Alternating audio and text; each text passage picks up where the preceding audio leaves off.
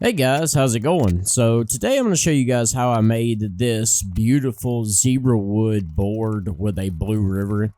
I had gotten a hold of a friend of mine and he wanted this for a family member. And I had some Zebrawood laying around from a previous project, so I was excited to get started on it. I started off by using my router plane jig and flattening out the boards that I have. Now they're not wide enough for the finished product that he wanted. So I'm going to have to rip them down or cut them down and actually piece them together and glue them back up, which is okay with me because this zebra wood has some beautiful contrasting stripes.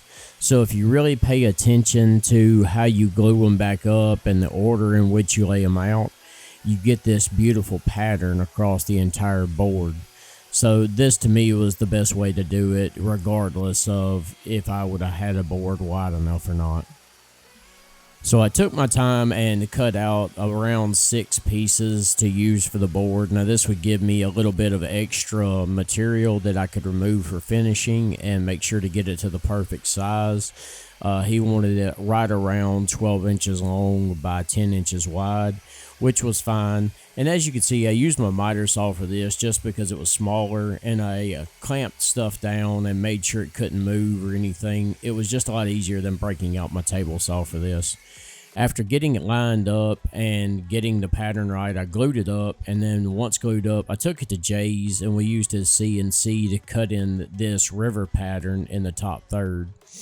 Now this river pattern will come out amazing. We used an end mill to flatten the bottom and a 60-degree V-bit to do the sides. This was something that honestly I just forgot to take my camera to film it, so for the next one I'll make sure to get that. So after it was cut in, I had to block off the ends to do the epoxy pour. So just use some masking tape and that holds up just fine. There's not a lot of crazy weight or anything behind this pour. And he wanted blue for this particular river, so I used the Bora Bora color shift from KP Pigments with some Total Boat epoxy. And when I poured this, I was a little worried that it was going to be too dark, but it wound up brightening up just a little bit and it looks amazing. The contrasted lines of the zebra wood with this blue pigment just seemed to really work well together. And as far as pours go, this is a pretty simple pour. Just take your time. There's no crazy voids to push air out of or anything like that. You just don't want to spill it too far over the sides. A lot of times I'll use a bead of hot glue along the sides of the river on the top of the board, and this will allow you to fill it all the way to the top. But for this one, I just didn't feel that was necessary. So I just took my time and made sure not to spill it over the top of the board. After getting the pour in, I used a bamboo skewer and pretty much just added a pattern to it. Now this is something that, depending on what epoxy you're using, it has to be done at a separate time, or you might have to even do it multiple times to get the pattern to take. So after the epoxy had cured, I wanted to add a nice tall chamfer on the bottom side of the board. I did not want to use a table saw or anything and try to bevel out a large section at the bottom just because the board is smaller and I thought it would kind of take away from it. So I used my router and a chamfer bit and just set it kind of tall and took my time and even made multiple passes just to get a really deep chamfer on the bottom side. On the top side of the board, I did something similar, just a lot shallower. Now another benefit of this is that the bottom side's really tall chamfer acts like a bevel in the way that it gives handholds to grab the board. And it also gives this just beautiful sharp edge all the way around, and I thought it fit the lines of this board really well. Moving on to finishing, I grabbed the orbital and started at about an 80 grit and just moved my way up to about 600, and this pretty much finished out the wood.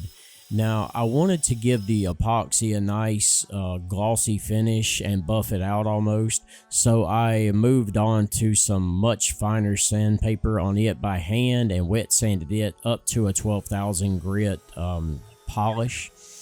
And then to get ready to add the feet on the bottom, I drilled in 4 pilot holes that would allow me to screw in the rubber bases once the rest of the board was finished.